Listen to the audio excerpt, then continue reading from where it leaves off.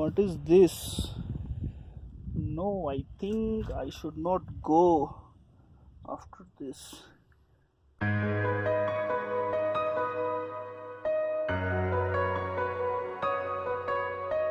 Hello friends, welcome to the second video in the Spiti series.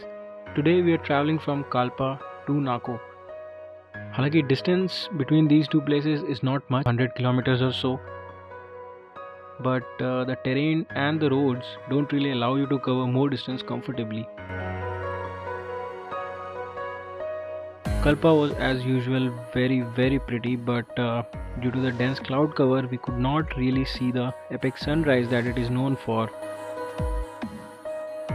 तो सुबह हम लोग पहले निकले रोगी की तरफ पुरानी हिंदुस्तान तिब्बत रोड देखने के लिए। ये पुराना अलाइनमेंट जो था ये पहले वांगटू से सीधा रोगी और कल्पा की तरफ ऊपर आता था एंड देन आगे जाता था। करंट अलाइनमेंट जो है जो बिल्कुल रिवर के साथ साथ चल रहा है, ऐसा नहीं था ये पहले। अगर आप पुराने ब्रिटिश ट्रैवलर्स के जर्नल्स वगैरह पढ़ेंगे तो इस सेक्शन को काफ़ी लोगों ने डिस्क्राइब किया हुआ है डिटेल में। यहाँ पे काफ़ी एक्सीडेंट्स वगैरह होते थे। इवन टुडे अगर आप देखोगे this road is really narrow and right side में आपके बिल्कुल 1000-2000 फीट का ड्रॉप है। Nothing there to stop your fall.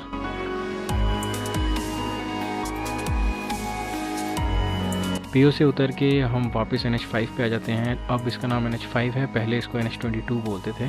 तो करीब 7 किलोमीटर दूर ये कसांग नाला आएगा एंड ये जो है ट्रिब्यूटरीज सतलुज की उसमें से काफ़ी एक बड़ा है जो सतलुज को ज्वाइन करता है इसके राइट बैंक पर। पीओ से निकलते टाइम डीजल गाड़ी में फुल करना ज़रूर याद रखिए, क्योंकि इसके बाद आपको डीजल केवल काजा में ही मिलेगा। और अगर आपको डिटूर लेने हैं ग्यू की तरफ या पिन वैली की तरफ तो बेटर है कि आप अपने साथ जेरी कैंस वगैरह रखें and carry some extra diesel.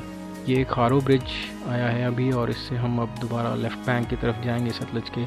इस ब्रिज को क्रॉस करते ही आपको ये ग्रीन बोर्ड दिखाई देगा जो आपने काफ़ी फ़ोटोज़ वगैरह में देखा होगा।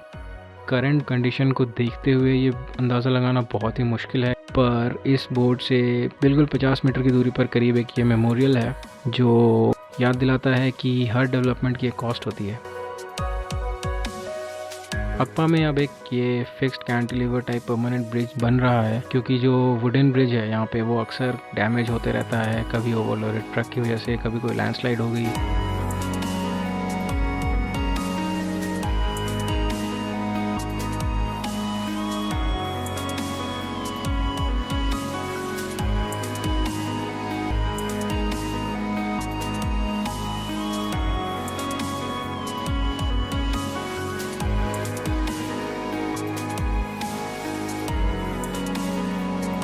जैसे ही हम ये पुराना वाला ब्रिज क्रॉस करते हैं यहाँ पे आगे एक पुलिस की चेक पोस्ट है जहाँ पे व्हीकल एंड पैसेंजर डिटेल्स वगैरह एंटर करनी होती हैं।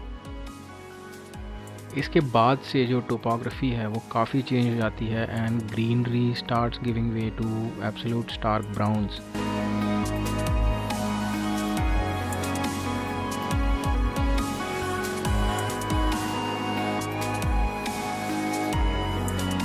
आप स्पीति जा रहे हैं, रोड ब्लॉक ना हो तो आपकी ट्रिप पूरी नहीं है। तो हमें भी ये रोड ब्लॉक मिला। This was mainly due to the blasting which was going on for road widening, but the amount of dust here was absolutely crazy.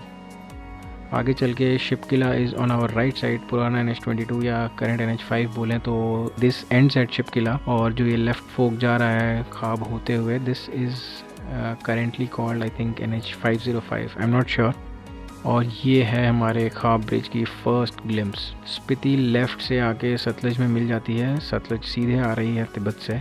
ये जो पीक आपको दिख रही है this is called Reo Purgyil and इसकी एलिवेशन करीब 6816 metres है। इसके बारे में बात करेंगे नाको में। यहाँ से जो है इंटरनेशनल बॉर्डर इज़ करीब 5 kilometres as the crow flies. Confluence of Spiti and Sutlej, the gorges and the towering Reo Purgyil peak in the backdrop, ये बहुत ही एक अमेजिंग सेटिंग है। और जितनी मर्जी इसकी फ़ोटोज़ देख लें बट यहाँ पे एक्चुअली में खड़े होने का एक अपना ही एक्सपीरियंस है। अभी तक तो हम इस रिवर बेड के बिल्कुल ऑलमोस्ट साथ साथ चल रहे थे। Just after this bridge you start gaining altitude. Normally जब हम मिडिल हिमालय से ट्रांस हिमालयन रीजन की तरफ जाते हैं तो we cross through a pass और समथिंग, बट यहाँ पे ऐसा कुछ नहीं है। There are a couple of hairpin bends जिसको ये लोकली काजिग्स कहते हैं, and you climb up to almost 4000 meters above sea level once these hairpins are done, which is the average elevation of the valley floor, the Spiti valley floor. यहाँ से अब हम mostly Spiti river के left bank पर ही चलेंगे and most of the villages and route आपको इसी साइड पे पड़ेंगे। Mind you, administratively speaking we are still in the Kinnaur district. Spiti की एक अगर ख़ास बात आप नोटिस करेंगे तो ये है कि यहाँ पे ग्रीनरी जो है वो विलेजेस के केवल इर्द गिर्द ही आपको दिखेगी। और ये सामने जो ग्रीन पैच आपको दिख रहा है ये है नाको और रियो पुरगिल इसके ऊपर। नाको जो है ये काफ़ी पुराना सेटलमेंट है and driving through the narrow streets it becomes very very evident. Tourism हालांकि अब इस्टेब्लिश हो चुका है यहाँ पे, क्योंकि आप ऑलमोस्ट हर घर में होम स्टे या होटल के बोर्ड दिख जाएंगे। As far as the lake is concern it is still beautiful. यहाँ से आपको जो है बुद्धिस्ट वे ऑफ लाइफ काफ़ी ज़्यादा प्रोमिनेंटली दिखेगा। गांव की गलियों में यहाँ पे आपको ये बुद्धिस्ट इंस्क्रिप्शन स्टोन्स वगैरह काफ़ी कुछ दिखने लगेंगे। प्रेयर फ्लैग्स तो दिख ही रहे हैं। इस रीजन में सारी monasteries can be traced back to Rinchen Zangpo, जो कि एक बुद्धिस्ट स्कॉलर थे। उन्होंने संस्कृत बुद्धिस्ट टेक्स्ट को तिब्बतन लैंग्वेज में ट्रांसलेट किया था। नाको में हालांकि अब एक नई मोनास्ट्री बन गई है, इसके पास ही ये पुरानी मोनास्ट्री भी है, ये रेड कलर की बिल्डिंग। अगर आपको मौका मिले तो इसे भी ज़रूर विजिट करें। हालांकि ताबो को कहते हैं इस एरिया की सबसे oldest monastery, even this one is quite old. Nako में एक और चौटन भी बनाया गया है हिल के ऊपर, तो आप वहाँ तक ट्रैक भी कर सकते हैं। इनफैक्ट मैं कहूँगा वहाँ तक ज़रूर करें। वहाँ से नाको लेक का जो बर्ड्स आई व्यू है वो भी बेहतरीन है।